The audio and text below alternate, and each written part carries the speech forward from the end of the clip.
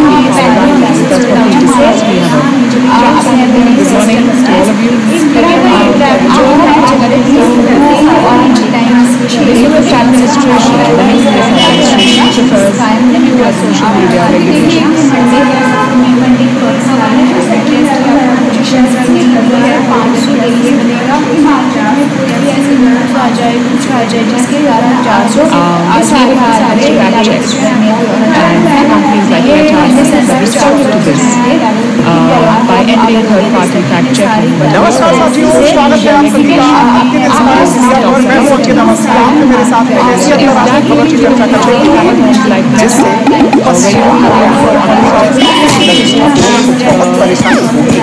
Hi, I'm Rob. Welcome to Math Antics. In this video, we're going to learn about data and graphs. Because those are such big topics, we'll only be able to cover a few key concepts in this video. They should give you a good foundation to build.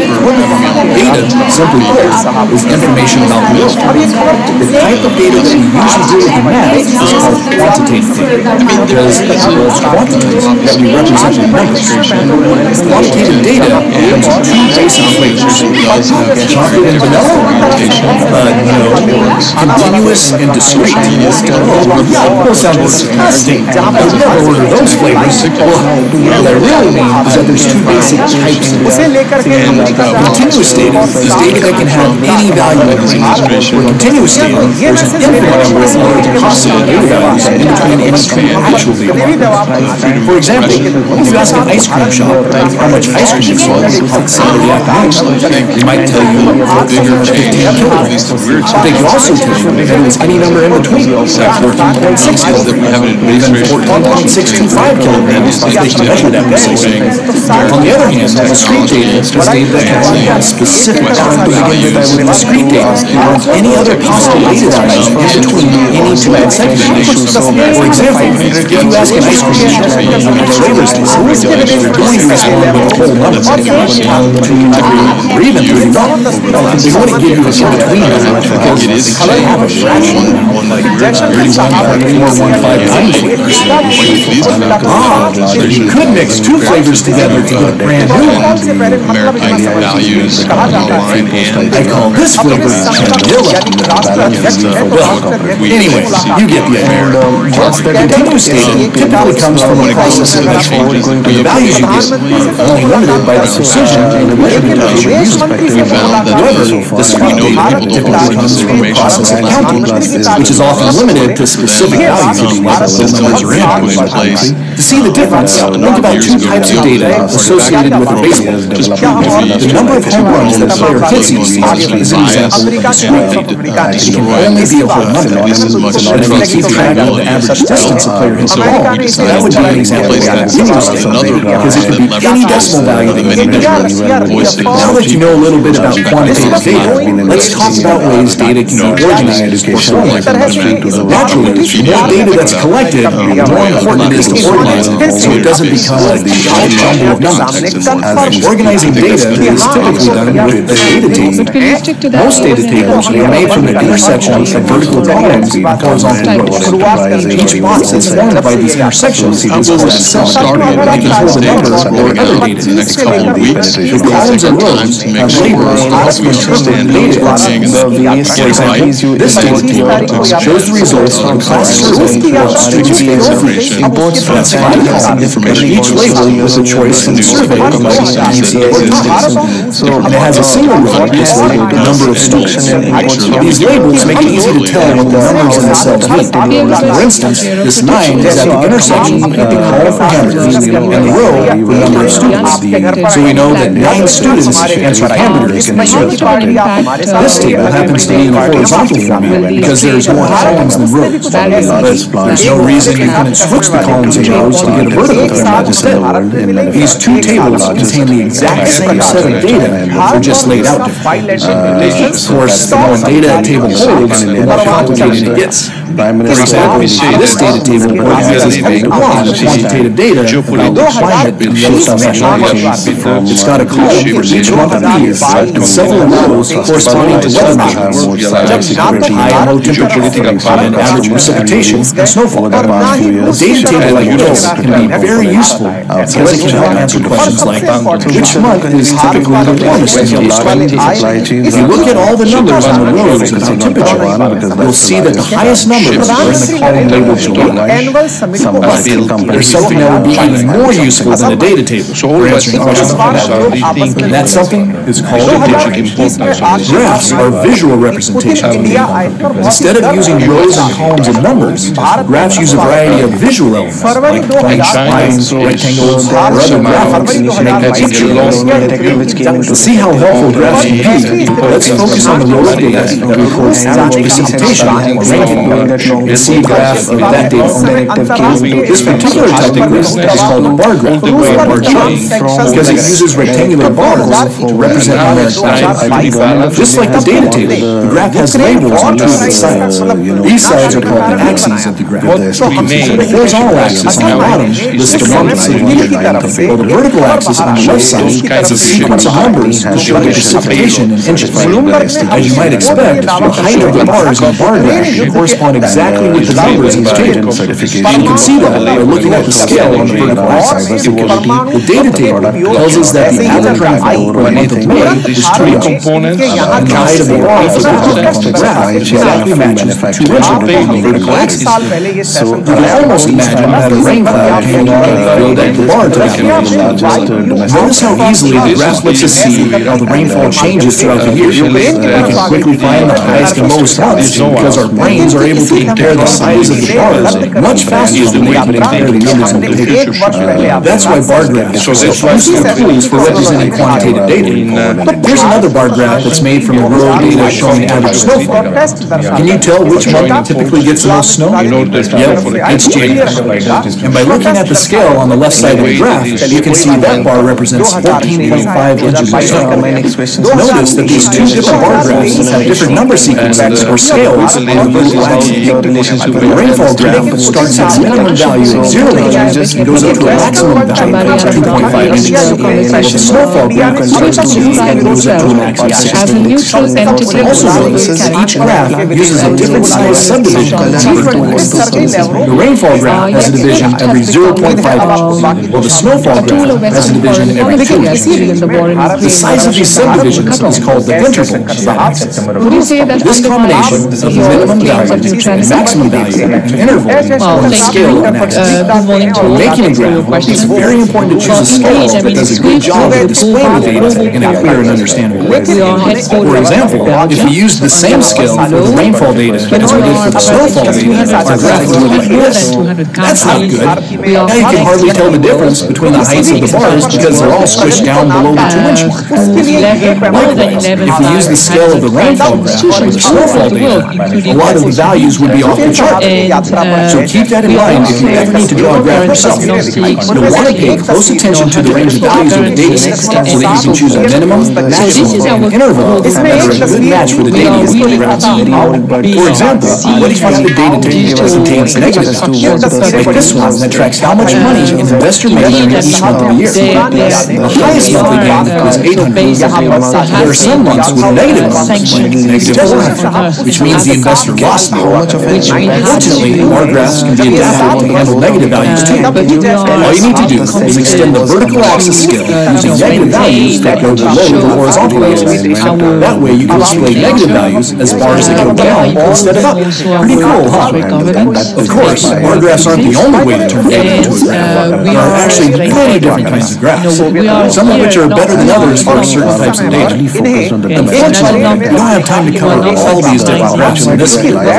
Instead, we'll just focus on one more very common option called line graphs. Line graphs are great for many types of data, especially data about how things change over time. The Yellowstone data table we saw previously also had data showing how the average high and low temperatures change throughout a typical year. Here's a line graph of just the high temperature. If we compare it to the bar graph we made for the precipitation data, you'll notice that the bar graph only had horizontal intervals as we're tracking values on the vertical axis. The line graph also has vertical intervals for tracking values on the horizontal axis. These two sets of lines form a grid that makes it easier to locate individual data points on the graph. For instance, notice that for the month of June, there's a dot exactly at the intersection of the vertical line for June and the horizontal line for February.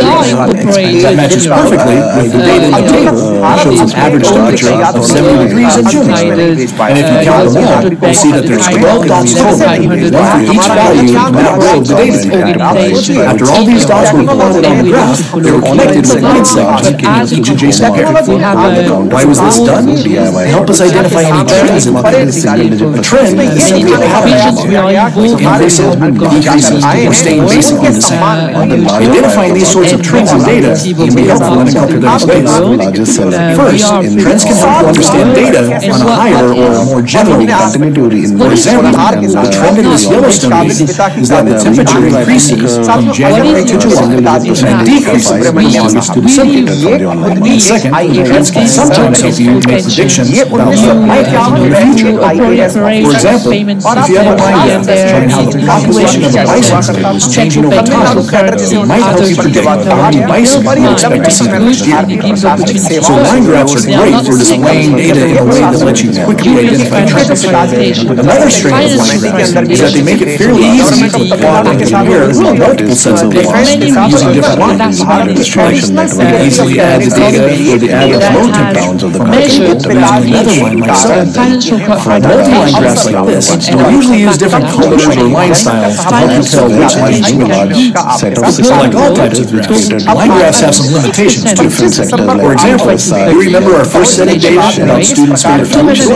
Well, here's a bar graph and a line graph of that data side by side. Can you think of a reason why the line graph wouldn't be a good way to represent this data? Yep, it's because the options on the horizontal axis aren't related by any natural sequence. It doesn't really matter which order the different foods are listed in, and because the order isn't important, any trend you might see by using the line graph doesn't have any real meaning. In fact, it could actually be misleading using line graph locations like this, because it also implies that there could be choices in between the survey regions, taco pizza or pizza hamburgers.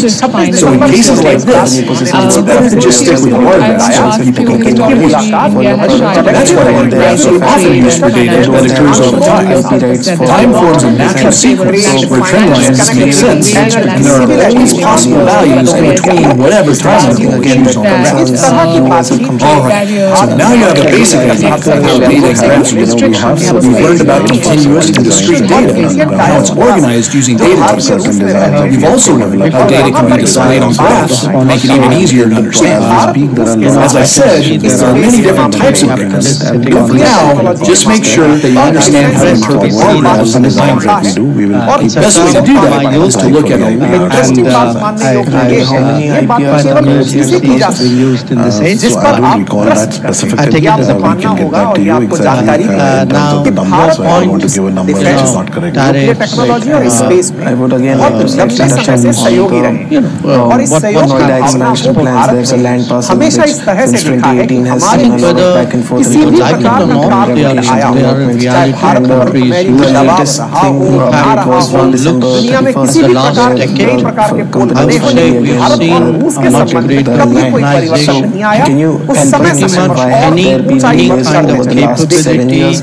Many kind of economic expected to be completed. So I don't think the financial flows, acquired the land in 2018 and then COVID happened. technology. So we had to defer the plans. This is the reality. A little bit of ambiguity. Moving forward now, developing a world-class innovation center as well as section of the corporate office to move there. The construction is already on the way. Most of the civil work is done, and I think in the next few months we should move in there. We can well align with the latest At the end of the day, Oregon, I would like to touch upon the financials for a bit. So you fight for your margins have been stable somewhere around 8.5%. So can you give us a bit of a color as to what the growth has looked like? And also why are the margins not picking up? dividing different domains. तो इसमें भी इन्होंने Indo Pacific क्षेत्र पर क्या हो सकता है, यूक्रेन वाले मामले पर उनकी रूस की और इंडिया की क्या राय है, गाजा के मामले पर क्या राय है, अफगानिस्तान, सेंट्रल एशिया, ब्रिक्स, ऐसी तमाम बातें जिन पर भारत और रूस साझा मंतव्य और वक्तव्य व्यक्त करते हैं उन पर चलिए साहब ये सब बातें हो गई। इन सब बातों के बाद में बढ़ते हुए अमेरिका के रिएक्शंस आते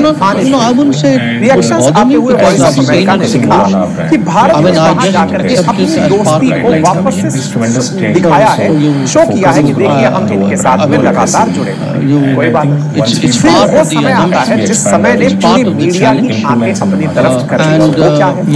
समय था व्लादिमीर पुतिन का एस जयशंकर साहब से।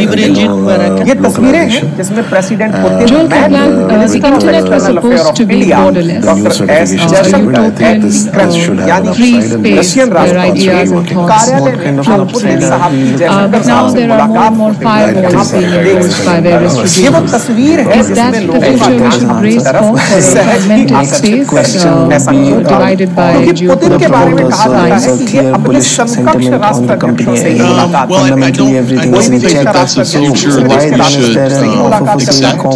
ऐसी And I think there are real opportunities, even as we speak, to make progress on this.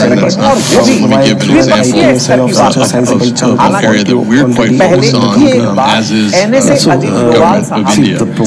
At the Paris AI Summit a month or so ago, Prime Minister Modi very vocally embraced the idea of open source AI. And we feel we will continue to do so. A company like ours, to hold post IPO that was gratifying because we're spending, Meta's going to spend in building this business 2025 something on the order of $60 to $65 billion investing in AI OFS we are doing to build to just cover foundations for models, but largely powerful, advanced, informative models the belief, the confidence is then making available the business for free to developers around the world to build on top of Einstein, local language data sets, and a country that is really thriving and taking advantage of that opportunity is India. And the reason why I think that's important A lot of different types of those graphs and answer any available practice problem. As always, thanks for watching Atlantics.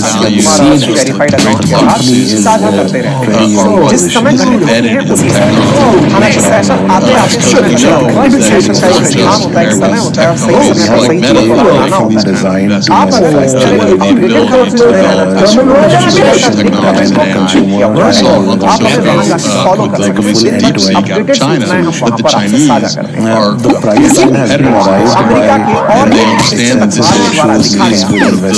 technological battlefield of the future. Hi, this is Ron. And it's really important. This lesson, we're going to learn about three important math concepts called the mean, median, and the source. Math often deals with data sets that often just collections or groups of numbers.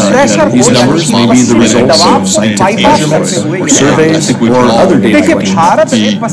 For example, you might record the ages of each member of your family into a data set. Or you might measure the weight of each of your pets and list them in a data set.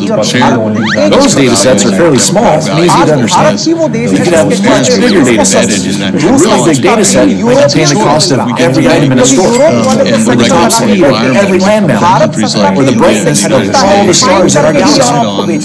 Those data sets would contain a lot of different numbers. And if you had to look at a big data set all at one time, it would be pretty hard to make sense of it or say much about it. Besides, that's a lot of numbers. It makes me think With that, mean, median, and mode can really help us out. There are three different properties of data sets that can give us useful, easy to understand information about the data set that we can see the big picture and understand what the data means about the world we live in. That sounds pretty useful. So let's learn what each property really is and find out how to calculate in the last 10 years, Apple Let's start handed over data from 3.1 You may not have ever heard of something called the mean before. Meta's data sharing is up by Average, and if so, 675 times. So basically, a net average is two different terms for the exact same quality of a data set. That is one area Mean, average, is extremely useful. To understand what it is, let's look at a simple data set that contains 5 lines as a visual aid. It's also represented as stacks of blocks whose heights correspond to their values. paying a visit to Russia. Now, since each of the 5 numbers is different, the stacks of blocks are all different heights.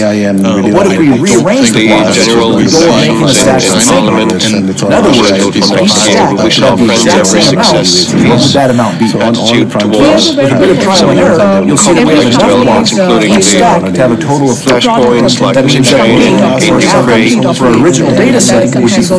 Some of the numbers are greater than 4, some are less. But if the amounts should all be made the same, is willing to do so his that's the part concept of the mean. so that the issue is resolved by Smoothed out peaceful or flatten all of the different data values into one consistent outpaced the value. growth rates of the past Is there a way that we can use math to calculate the mean of a data set? After all, it would be very inconvenient if we always had to use stacks of blocks to do it. It's been happening There's got to be an easier way. surpassed all the growth we had last year. Let me tell you that Over 9 months. To learn the mathematical procedure for calculating the mean, let's start with blocks again. This time, instead of using trial and error, let's use a more systematic way to get the stacks and blocks. This way involves a clever combination of addition and division. We know that we want to end up with 5 stacks that all have the same number of blocks, right? So first, let's add up all of the numbers, which is like putting all of the blocks we add into one big stack. Adding up all of the numbers, counting all the blocks, shows us that we have a total of 3. Next, we divide that number, or stack, by 5 equal parts. Since the stack has a total of 20 blocks, dividing it into 5 equal stacks means that we'll have 4 in each, since 20 divided by 5 equals 4. So that's the math procedure you use to find the mean of a data set. It's just 2 simple steps. First, you add up all the numbers in the set, and then you divide the total you get by how many numbers you added up. The answer you get is the mean of the data set. What I want to know is Let's use that procedure to find the mean age of the members of this fine-looking family. We add them all up using a calculator, or by hand if you like. The total of the ages is 222 years. And then we need to divide that total by the number of ages we added, which is 6. 222 divided by 6 is 37. So that's the mean age of all the members in this family. Alright, that's the mean. Now what about the median? The median is the middle of the data set. It's the number that splits the data set into 2 equally sized groups or halves. One half contains numbers that are greater than equal to the median, and the other half contains numbers that are less than equal. But sometimes finding the median of a data set is easy, but sometimes it's hard. That's because finding the middle value of a data set requires that its members be in order from the least to the greatest, or vice versa. If the data set has a lot of numbers, it might take a lot of work to put them in the right order, if they aren't already that way. To make things easier, let's start with a really basic data set that isn't in order. It's pretty easy to see that we can put this data set in order from the least to the greatest value just by switching the 2 and the 1. There, now we have the data set 1, 2, 3. And finding the median or middle of this data set is easy. It's just 2, because the 2 is located exactly in the middle. That almost seems too easy, doesn't it? Don't worry, it gets harder. Before we try a harder problem, I want to point out that sometimes the mean and the median of the data set are the same number, sometimes they're not. In the case of our simple data set, 1, 2, 3, the median is 2, and the mean is also 2. As you can see, if you rearrange the amounts or follow the procedure we learned to calculate. What about the first data set that we found? We determined that the mean of this data set is 4. What about the median? Well, the median is the middle, and since this data set is already in order from least to greatest, it's easy to see that 3 is located in the middle, since it splits the other members into 2 equal groups. So for this data set, the mean is 4, and the median is 3. So to find the median of a set of numbers, first you need to make sure that all the numbers are in order, and then you can identify the member that's exactly in the middle by making sure there's an equal number of members on either side. Okay, so far so good. But some of you may be wondering, what if a data set doesn't have an obvious middle member? All of the sets we found the median of so far have an odd number of members. What if a set has an even number of members? Like the data set 1, 2, 3, 4. There isn't a member in the middle that splits the set into 2 equally sized groups. If that's the case, we can actually use what we learned about the mean to help us out. If the data set has an even number of members, to find the median, we have to take the middle 2 numbers and calculate the mean or average of those 2. By doing that, we're basically figuring out what number would be exactly halfway between the 2 numbers, and that number will be our median. For example, in the set 1, 2, 3, 4, we're going to take the middle 2 numbers to integrate and find the mean of those 2. We can do that by adding 2 and 3 and then dividing by 2. 2 plus 3 equals 5.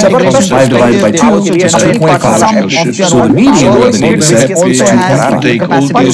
Even though the number 2.5 isn't actually a number of the data set, it's the median because it represents the middle of the data set and it splits the members into two equally sized groups. Okay, so now you know the difference Russia between and China are set to be exploring alternatives to SWIFT, that is 24% of global economy breaking away from the network. Do you think they can now an effective challenge to SWIFT because none of the data values were ever repeated. financial infrastructure? What if you have this data set? This set is 6 and then some of the values are repeated. both of which cannot be rearrange them, you can see that cannot be assured in the given circumstances. So do you think that they the have mode of this data set or do you is think the that value that the world occurs will most now often, or alternatives? most frequently. Yeah, So that would be that's 3. very Number 3 was repeated all the time. as well. The mode is the number that's repeated most often, not how many times which it is used as a refined As I mentioned, each member in the data set occurs only once. It has no one. It's also possible for a data set to have more than one mode. Here's an example of a data set. नमस्कार साथियों, स्वागत है आप सभी का inspire media पर। मैं हूं अंकित अवस्थी। आप हैं मेरे साथ में एक ऐसी खबर पर चर्चा करने के लिए जिसे जानने के बाद आपका दिल गदगद हो जाएगा। जानकर भारत की स्ट्रेटजी आपको बहुत अच्छा लगेगा कि भारत ने किस प्रकार से रूस के साथ अपने बायलैटरल रिलेशंस को अपने प्रोडक्ट्स को बेचने में किया। आज के सेशन बेहद खास है। जब आप ये खबर पढ़ रहे हैं रूस ने भारत से हथियार खरीदा है, तो इस बात को सुनते ही आपके मन में एक तरफा प्यार ये भी जगेगा कि यार भारत डिफेंस एक्सपोर्ट बन गया। अक्सर हमारे बारे में ये कहा जाता है कि हम रूस से वेपन खरीदते हैं। भारत का जो बिल है वो इस तरह का है कि रूस से हम खरीदने वाले दुनिया में सबसे टॉप पर पाए जाते हैं। अब आपको ये खबर दिखा दी जाए कि रूस से खरीद रहा है तो आपको लगेगा यार वाह, मतलब ये उल्टी गंगा बह कैसे रही है। आज के सेशन में यही समझेंगे कि कैसे उल्टी गंगा बह रही है और अमेरिका के प्रतिबंधों के दबाव के बाद ये सब कैसे हुआ, कहां से ये खबर निकल के आई, इस खबर का आधार क्या है, न्यूज़ पेपर्स में कहां से आया, सारी बातें आज के सेशन में हम करने वाले हैं। बात भारत की होने वाली है, इंडिया के होने वाली है और उन बातों में जब वेपन्स की चर्चा हो तो लगता है भारत ने अपना डंका दुनिया में बजाया है। हाल ही में आपको मालूम तो होगा कि भारत को चाइना के फिलीपींस को बेचकर भारत ने पैसे कमाए हैं। अब ऐसी स्थिति में रूस ने अगर हमसे वेपन खरीदे होंगे तो डेफिनेटली वो यूक्रेन के खिलाफ उनका उपयोग करेगा। ऐसी स्थिति में मोदी जी का बढ़ाया हुआ पूंजी के साथ हाथ ना केवल तेल के लिए काम में लाया बल्कि डिफेंस एक्सपोर्ट के अंदर भी बेहतर यही हेडलाइंस आपको इशारा करते हुए बता रही हैं कि Russian firm spend $4 billion from the city Vostro account to buy defense equipment। ये अपने आप में एक बड़ी खबर है। Russian firm buy $4 billion worth of Indian made arms pay in Indian rupees और उसका पेमेंट भी इंडियन रुपीस किया गया। अगर आप पूरे व्यापार की कहानी को समझेंगे, वोस्ट्रो अकाउंट क्या होता है, किस प्रकार से इंडियन फर्म ने पेमेंट किया होगा, कैसे भारत से डिफेंस के इक्विपमेंट खरीदे होंगे, तो ये आज का सेशन आपके लिए बेहद खास होने वाला है। आप यहाँ पर खबर देख सकते हैं, मिंट ने एक्सक्लूसिव इस खबर को लिया है, उसके बाद वहीं से इस खबर को अपने आप प्रकाशित किया और मिंट ने ये खबर छापी है। इनके सोर्सेज क्या है वो मिंट वाले जाने। फिलहाल तो हम चर्चा करेंगे कि कैसे भारत और रूस के बीच के व्यापारिक संबंधों में जहां एक और भारत लगभग $60 बिलियन से अधिक का इनसे इंपोर्ट कर चुका है, $4 बिलियन का ही एक्सपोर्ट किया था। उस एक्सपोर्ट में डिफेंस की वैल्यू आ रही है, तो अमेरिका के द्वारा क्या ताज़ा हमको लगेगा, countering American adversaries through trade sanction act क्या हमें प्रभावित करेगा? क्या हम अमेरिका के दबाव के चलते अपने प्रतिबंधों में घिरने वाले हैं? सारी बातें आज के सेशन में होने वाली हैं। इस सेशन में आगे बढ़ते हुए आपसे पहले एक सवाल पूछ लेते हैं, कमेंट बॉक्स में जवाब दीजिए। पोल क्रिएट कर दिया गया है, बताइए रशियन करेंसी क्या है? ऐसे रूसी करेंसी क्या है? आप रूसी करेंसी का जब तक जवाब देंगे जानकारी दे देता हूँ। यहाँ पर यूरो तो यूरोप की करेंसी हो गई, क्रोन जो है वो डेनमार्क और नॉर्वे में यूज किया जाता है और टेंजे कजाकिस्तान में यूज किया जाता है। पोल आपके सामने क्रिएट कर रही है, दीजिएगा। फिलहाल के लिए आपसे गुजारिश है, चैनल पर नए हैं तो सब्सक्राइब कर लीजिए ताकि आने वाले सेशन की जानकारी आप तक पहुंच सके। बीपीएससी के बैच में एडमिशन लेने की आज आखिरी डेट है, एडमिशन लेने हैं मात्र बिहार पीसीएस का फाउंडेशन उपलब्ध है, अगर बिहार पीसीएस मेरा जीएस चाहते हैं तो That looks pretty similar so far. About 2. That's different for sure, but it makes sense. There are 2 vertical lines instead of 1. And here's the Roman numeral for 3. That also makes sense. It's just 3 vertical lines. So far it looks like the Roman system for counting is just like tally marks, where you make a vertical line for each number that you count. Just keep going like that? Unfortunately not. The Romans were a lot more sophisticated. They came up with some other symbols to help write bigger numbers. For example, they invented this numeral, which represents the number 5. And this numeral represents the number 10. Notice that the symbol for 1 looks like our capital letter I. Their symbol for 5 looks like our capital letter V. And their symbol for 10 looks like our capital letter C. Okay, that seems easy enough. What about the numbers we skipped? That's where things get interesting, because the Romans made all the numbers we skipped using different combinations of the numerals for 1 and 10. To see how that works, take a look at the numerals for 4, 5, and 6. 5 is the key-like symbol we just learned about. But notice how the numerals for 4 and 6 are each a combination of the symbol for 5 and the symbol for 1. The only difference is that the 1 is before the 5 and the 4 is after the 5 is for 7. That seems like a big deal, doesn't it? So what's up with that? के बावजूद दुनिया के द्वारा तमाम पढ़ने वाले pressures के बावजूद तेल खरीद कि आज वेस्ट वर्ल्ड अपनी इमेज बनाने के लिए ये कहना पड़ रहा है ये हमारी चाहत थी इंडिया रशिया से तेल खरीदे ताकि दुनिया की इन्फ्लेशन ना बढ़े अक्सर भारत के विदेशी संबंधों पर जब चार बहस होगी और ये पूछा जाता है कि भारत ने डिप्लोमेसी में ऐसा क्या कर लिया जियोपॉलिटिक्स क्या कर लिया विदेशी संबंधों में ऐसा क्या कर लिया एक मायने में आंसर इंडिया ने जियोपॉलिटिकल संबंधों का उपयोग करके रूस और अमेरिका को बैलेंस करते हुए इतने कम कीमतों पर तेल परचेज किया दुनिया को हमने महंगाई की मार से यदि याद करने वाला समय हो तो 1990s का दौर हो जब ग्लोबल इन्फ्लेशन इसलिए बढ़ी रही गल्फ वॉर के चलते दुनिया भर में तेल की कीमतें बढ़ी थी और वर्तमान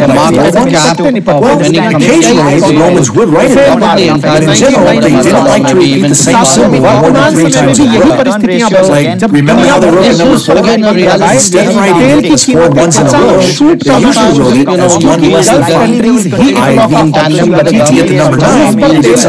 प्रतिबंध लगा दिया गया इसके बावजूद इंडिया ने अपने रिश्ते रूस के साथ मेंटेन किए हुए इतने कम दाम पर हमें तेल मिला हमें आर्थिक लाभ हुआ भारत ईरान और चाइना जैसे देश भारत पॉलिसी अपनाते तेल खरीदने में कामयाब और जब इतने बड़े देश एक देश से तेल खरीद रहे हो तो दुनिया भर में तेल की और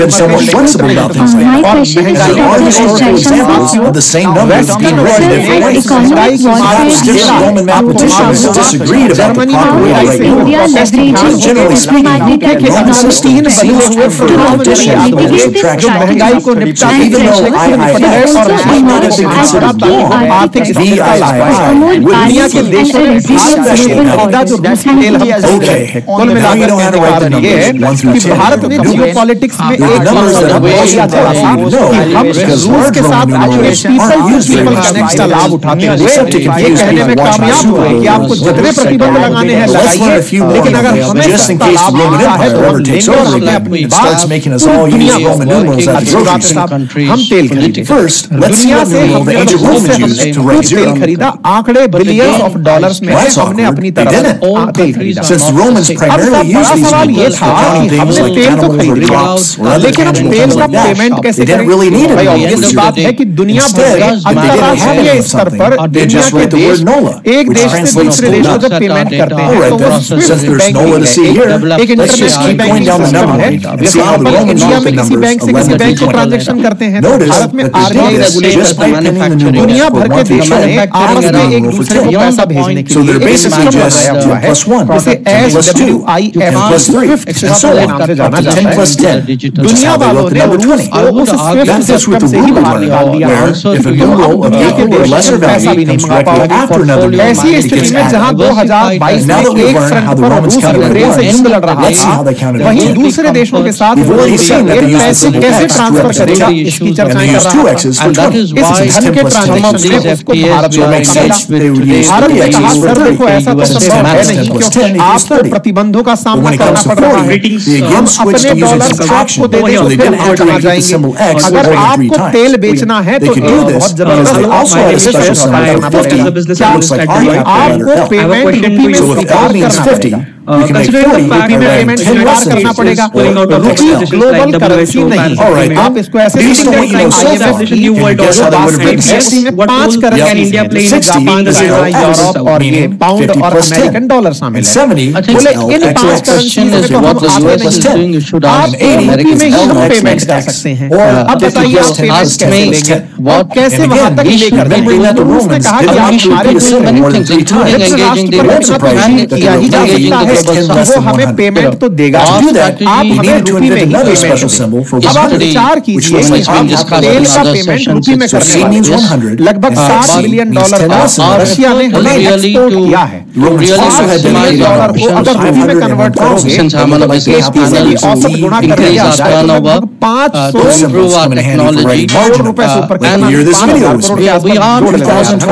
इतना करोड़ रुपया बनेगा इतना पैसा कैसे आप तो केवल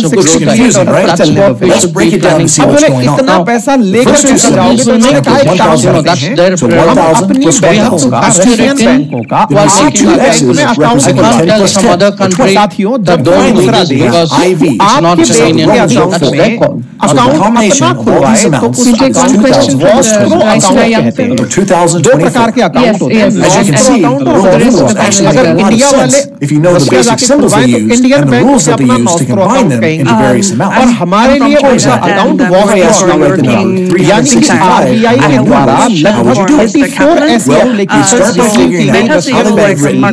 जिनके माध्यम से हमारी बैंकों में अपना अकाउंट खुलवा रहे हैं और वो अकाउंट क्यों खुलवा रहे थे वो अकाउंट इसलिए खुलवा रहे थे ताकि भारत पेमेंट उन अकाउंट में रुपये में कर सके रुपया हमारे पास है हम अपना खुद का छापते हैं हम अपना रुपया उसमें ट्रांसफर कर दें और वो उस अकाउंट में पैसे अपनी सुविधा के हिसाब से रखते रहें और उन्हें जरूरी पड़े तो वो हमारे ट्रेजरी बिल्स खरीद कर उस पैसे को और भी बड़ा बना सकते हैं उनकी मर्जी बस डेट नहीं उसको खर्च नहीं कर सकते वो हमारे ट्रेजरी बिल्स में पैसा खर्च कर सकते हैं तो रशिया वाले बैंक ने इंडिया के वॉस्ट्रो अकाउंट में सारा पैसा रुपये में लगाया ये खबर जैसे मैं अक्टूबर से आपको दिखा रहा हूँ Russian exporters holding $8 billion Indian Vostro account और ये हमने इनको बढ़िया तरीके से अपने ही अकाउंट में पैसा रखा अब इंटरेस्टिंग बात भारत ने तेल खरीदा तेल से अपनी इकोनॉमी को बढ़िया चलाया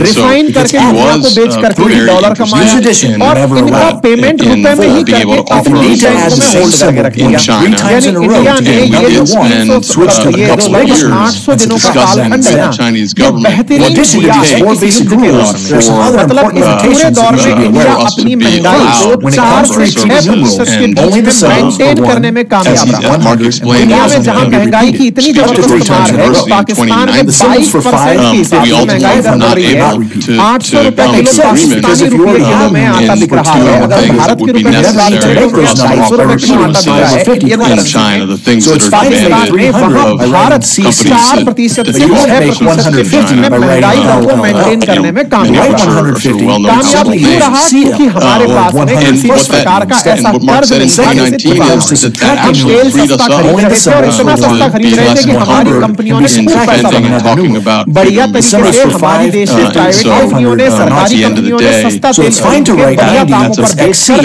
तेल की कीमतों को स्थिर रखा और समय समय पर तेल की कीमतों को कम भी किया गया और कम करके हम आपको बढ़िया चलाते रहे इस बीच में हमारे पड़ोसी श्रीलंका ने अपने आप को फेलियर होते देखा पाकिस्तान ने फेलियर होते देखा नेपाल ने फेलियर होते देखा बड़े सारे देश इकोनॉमी के हिसाब से फेल मार गए लेकिन इंडिया का gets worse. खेल गया। That's because अब क्या होता है? one इनका is only पैसा allowed to be हमारे subtracted अकाउंट में धरा है। You have to be louder. अब इनके साथ is दिक्कत only allowed to be subtracted from चलो भाई Thank you very much for your इकट्ठा तो बहुत कर insights. लिया। only allowed to be अब ये इतना subtracted रुपया इकट्ठा हो गया कि इस रुपये का अब करें क्या? So suppose you want to write the number Indian रुपया डॉलर की तरह नहीं है Hey, कि उसका I'll just take दुनिया में 500 किसी भी देश को कर दिया जाए।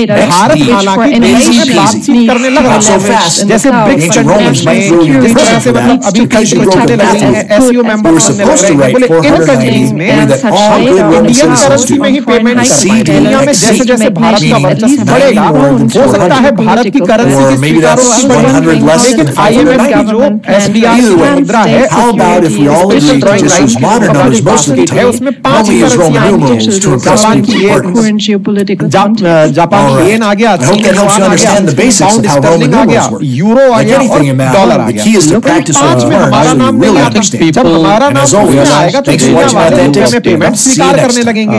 दुनिया के देश पेमेंट अभी रुपया yes, स्वीकार कर certainly लेंगे। you could buy रशिया वालों ने खूब सारा रुपया रख लिया अकाउंट में, ना उसका करेगा ना तो वो रूस में चल रहा है तो केवल इंडिया में, बट इंडिया में चल रहा है तो इंडिया वालों ने कहा कि बोलो सर जी क्या चाहिए हम आपको इस रुपए में क्या पैक करके दें? बोले यार तुम दोगे क्या दुनिया भर को, हम तुमको तेल दे रहे हैं, तुम क्या दोगे?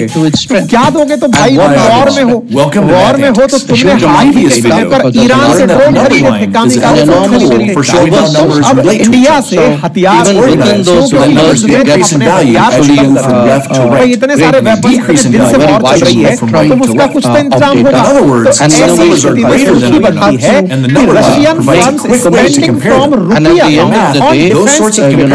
और जानकारी निकल कर आई कि लगभग $4 बिलियन के अराउंड इन्होंने भारत से अपने वेपन्स परचेज किए हैं। ये खबर मिनट के अंदर छप कर गई। उम्मीद है कि आप लोगों को ये बात समझ में आ गई हो कि डिफेंस इक्विपमेंट खरीदने में उपयोग बिलियंस ऑफ डॉलर जो पड़े थे रुपये के रूप में कन्वर्ट होकर उसकी जगह बोले तुम यार वेपन दे दो ताकि हम यूक्रेन पर उनको चला दें। ये खबर बाहर निकल कर आई। अच्छा, दुनिया भर में ये खबर तो पहले से ही थी। कौन सी खबर? कि रशिया के पास वेपन खत्म हो रहे हैं। ये रॉयटर्स ने भी खबर छापी थी फरवरी में। वहीं दूसरी ओर इन महाराज को जैसे ही कोई खराबी पता चलती है भाई वेपन खत्म हो रहे हैं, ज़ेलेंस्की को जैसे पता चलता है अमेरिका वाले खट से इनको चेक साइन कर देते हैं। अमेरिका बड़ा स्मार्ट है साहब सिस्टम। इनको एक तरफ $400 मिलियन की एड भेजता है और दूसरी तरफ वेपन भेजता है। लाओ जो पैसा दिए थे ना उससे वेपन खरीद लो, मतलब वेपन का व्यापार करता है वो इनके साथ, है ना। भारत ने ऐसे समय पर पुतिन के साथ तेल भी खरीदा और अपने डिफेंस इक्विपमेंट बेच करके भी पैसा कमा लिया। इस बार आम के आम और सब्जियों के दाम बढ़ दिए। अगर ये खबर सही है और वास्तविकता में इसके अलावा कोई अल्टरनेटिव है नहीं, हमसे रूस क्या खरीदेगा? अगर इतना ज्यादा उसको रुपया यहाँ रखना है तो उससे या तो वेपन खरीदने होंगे या फिर कारखानों के लिए मशीनरी खरीदनी होगी। कुछ ना कुछ तो उसको अल्टरनेटली हमसे खरीदना ही पड़ेगा। ये पहली बार है कि इंडिया एक ऐसी स्थिति में है अब हर तरह से भारत को ही फायदा हो रहा है। सवाल आता है अमेरिका का। अमेरिका इस बात पर क्या देखो, अमेरिका एक तरफ इजराइल यूक्रेन को अपनी तरफ से एम्यूनिशन दे रहा है, पैसे दे रहा है, लेकिन अमेरिका अपने आप को ये भी दिखाना चाहता है कि दुनिया में जो होता है वो मेरी मर्जी से होता है। अगर आपको विश्वास ना हो तो इनके एम्बेसडर हैं एरिक गार्सिया, वो इंडिया में ही है। उनसे हाल ही में किसी ने इंटरव्यू में पूछ लिया कि सर इंडिया ने ये सब इतना अच्छे से मैनेज कर लिया कैसे? गार्सिया बोलते हैं कि भैया ये केवल हमारे कारण हुआ, हम चाहते थे कि दुनिया में महंगाई नियंत्रित रहे। भारत अपने पीपल्स कनेक्ट के चलते उसके साथ प्यार है, उसके चलते सस्ते तेल खरीदने में कामयाब हो ताकि दुनिया में महंगाई नियंत्रित रहे। क्योंकि अल्टीमेटली लड़ाई क्रेडिट की है। इंडिया ने प्रॉपर तरीके से तेल खरीद के जहां अपनी महंगाई को नियंत्रित रखा, वहां गार्सिया भी ये कहते हुए खुश हो रहे हैं कि अमेरिका चाहता था, इसलिए ऐसा हुआ। भारत ने अपनी तरफ से पहले ही क्लियर करके रखा है कि देखिए क्रेडिट लेना है, लेकिन अगर दुनिया में महंगाई नियंत्रित रखने में अगर किसी का कंट्रीब्यूशन कम होगा तो वो इंडिया का होगा, क्योंकि इंडिया ने रूस से तेल खरीदकर दुनिया की महंगाई को नियंत्रित किया था, क्योंकि $7 प्रति बैरल से कम दाम पर हमको तेल मिला, जिसकी वजह से हमने सस्ते दामों पर तेल बेचा और दुनिया की महंगाई को हमारे पीछे चाइना और फिर ईरान चले आए, जो रूस के साथ मिलकर व्यापार कर रहे हैं। तो भारत अपने आप में इस बात का क्रेडिट लेते पीछे नहीं हट सकता। आपको ये खबर कैसे लगी, कमेंट बॉक्स में जरूर बताइएगा। चैनल पर नए हैं तो सब्सक्राइब कर लीजिएगा। इतनी बेहतरीन खबरें आपको भारत के बारे में सुनाते हैं। अगर नाम है चैनल का करने का प्रयास करिए, कृपया करके संभव हो तो सब्सक्राइब फिलहाल के लिए इतना ही। बाकी हमारे कोर्सेज आज रात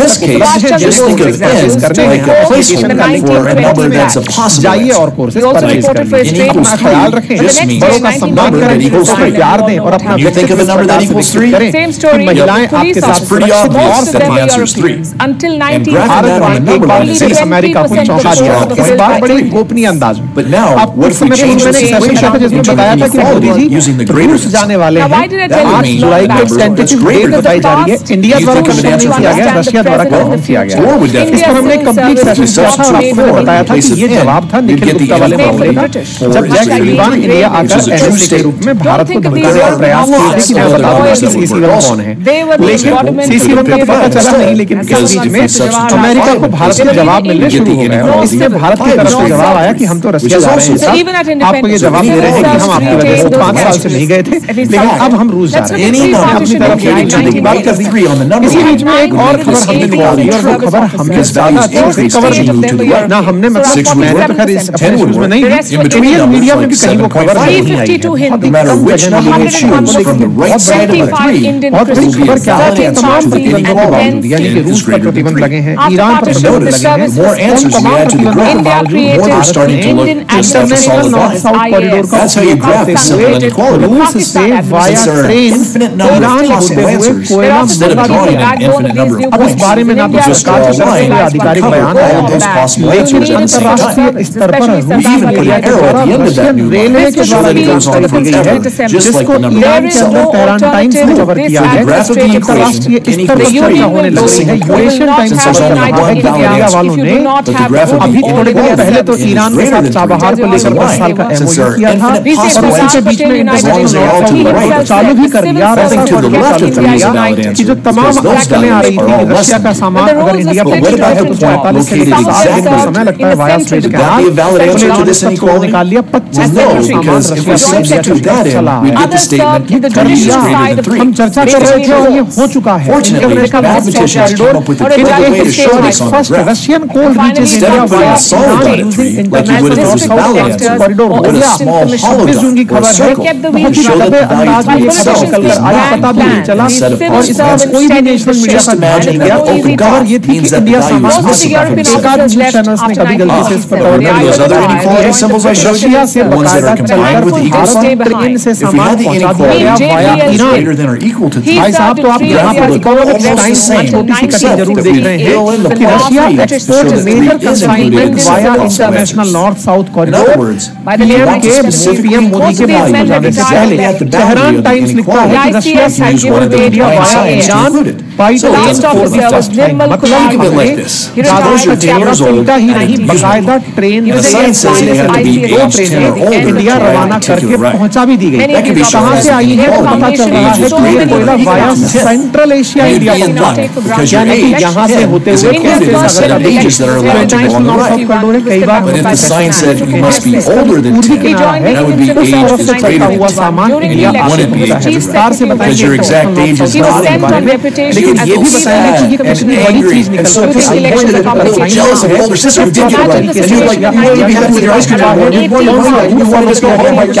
फिलहाल के लिए अगर रशिया से इंडिया हमारा देश आने का फिलहाल वो यहाँ से शुरू होता है। मान लीजिए सेंट पीटर्सबर्ग से राजधानी से चलते चलते आप यहाँ से होते हुए बाल्टिक सी से होते हुए फिर फिर यहाँ से उसके बाद में स्टेट ऑफ जिब्राल्टर से घुसकर मेडिटेरेनियन सी को क्रॉस करके देखते हैं यहाँ पर स्वेज कैनाल में पहुंच करके फिर आप यहाँ से स्वेज कैनाल से निकल करके रेड सी से होते हुए बंदर अब्बास या जिम्बाब्वे मंडल से होते हुए जहाँ से होते हुए फिर जेएनयू पूरे रास्ते को फॉलो करने में 45 से लेकर 60 दिन का समय 45 से लगभग 45 से लेकर 60 दिन का समय जिस ट्रेवल को करने में लगता है, अगर इसका रिवर्स हम सीधा यहाँ से ट्रेन चलाएं और चला करके सीधा वाया ईरान होते हुए बंदर अब्बास या चाबहार होते हुए सीधा यहाँ से निकालें और निकाल करके सीधा इंडिया भेजते सामान, तो यह समय 25 दिन। इसकी कल्पना तो वर्ष 2000 में की जा रही थी कि ऐसा होगा, ऐसा करेंगे, ऐसा जिक्र कराया जाएगा, लेकिन ये एग्जीक्यूट भी हो गया है, लेकिन इसकी जानकारी ठीक है, मतलब बहुत कम कवरेज इस बात में मिला है, लेकिन अपन तो कर लेते हैं, चर्चा कर लेते हैं। ये कॉरिडोर 30 किलोमीटर लंबा ट्रांसपोर्ट है, मल्टीमोड का मतलब ये हुआ कि यहाँ से आप ट्रेन से चलेंगे, कैस्पियन सी पानी को पैर पर पार करेंगे, फिर ट्रेन से चलेंगे, रोड से चलेंगे और चल करके फिर यहाँ से पानी से होते हुए आप जेएनपीटी पहुंचेंगे। तो कई तरह के ट्रांसपोर्ट मोड यूज किया है, ट्रांसपोर्ट वर्तमान में 13 कंट्रीज में पार्टिसिपेट करने को तैयार हुए हैं। वर्ष 2000 में पहली बार भारत ने रशिया के साथ इस बात पर एग्रीमेंट किया था प्रेजेंस ऑफ ईरान कि अगर हम मिलकर के कुछ ऐसा बनाएं ताकि हमसे और रशिया के बीच का जो व्यापार है वो सुगम हो जाए, तो दुनिया के लिए एक नई उम्मीद बन जाए। इसी बात को पहचानते हुए जितने भी आस पड़ोस के देश थे, जैसे Azerbaijan, Armenia, Kazakhstan, Kyrgyzstan, Tajikistan, Turkey, Ukraine, Syria, Belarus और ओमान, इन्होंने भी कहा साहब हमको भी इस रास्ते में अगर ये कॉरिडोर चालू हो गया तो हमारा भी ट्रेड बढ़िया हो जाएगा। क्योंकि यहाँ पर ये सारे सेंट्रल एशिया कंट्रीज हैं, कैस्पियन सागर के साथ लगे हुए जो कंट्रीज हैं ये सब तैयार हो गए साहब, हमको भी जो हमारा माल भी पहुंच जाएगा। भाई इंडिया सबसे बड़ा कंज्यूमर है ना, कंज्यूमर बड़ा है, तो ऐसी स्थिति में यहाँ पर सामान पहुंचाने की हर किसी की आवश्यकता है, तो ऐसी स्थिति में बोले हमारा भी ट्रेड आसान हो जाएगा। इस तरह अब तक 13 देश सिस्टम से जुड़ चुके हैं। इसके 3 रूट वर्तमान में काम कर रहे हैं। कौन कौन सा? एक तो वाया कैस्पियन सी होकर डायरेक्ट, यानी कि मास्को से चले, अस्ट्राखान से चले, सीधा तेहरान बोर्ड कर दिया यहाँ से, यानी कि कैस्पियन सी को डायरेक्ट पार कर दिया। नंबर 1 इसको सेंट्रल कॉरिडोर दिशाओं को इस तरह से पढ़ते हैं, इधर की तरफ ईस्ट, इधर की तरफ वेस्ट, ऊपर नॉर्थ, नीचे साउथ, तो नॉर्थ साउथ कॉरिडोर का नाम दे दिया। अब नॉर्थ साउथ कॉरिडोर में मध्य से होकर कैस्पियन सी से निकलो तब तो सेंट्रल हो गया, लेकिन इसके पश्चिम की तरफ अगर आप देखो तो ये वाला कॉरिडोर मतलब पानी में से ना निकालकर आप रास्ते रास्ते चले जा रहे हो, अस्ट्राखान से अजरबैजान, अजरबैजान से Tehran via road rail network अगर आप चाहते हो तो ये वाला जो तरीका है, ये तरीका वेस्टर्न कॉरिडोर के नाम से जाना गया। ऐसे ही तीसरा कॉरिडोर बनाया गया कि जो रशिया है, रशिया का अगर ये वाला हिस्सा सामान भेजने के बारे में प्रयास करें तो कजाकिस्तान, तुर्किस्तान और तुर्कमेनिस्तान यहाँ से होते हुए फिर तेहरान, यानी कि सीधा इधर से भी सामान को इधर भेजा जा सकता है। इसको ईस्टर्न कॉरिडोर नाम दिया गया, यानी कहने का मतलब ये समझिए कि वर्तमान में इस कॉरिडोर का जो ईस्टर्न वाला हिस्सा है, क्योंकि कजाकिस्तान, उज्बेकिस्तान, तुर्कमेनिस्तान इनको शामिल करता है, आज जो सामान हमारे तक पहुंचा है उसके बारे में कहा जा रहा है कि वो ईस्टर्न कॉरिडोर के थ्रू आकर पहुंचा है।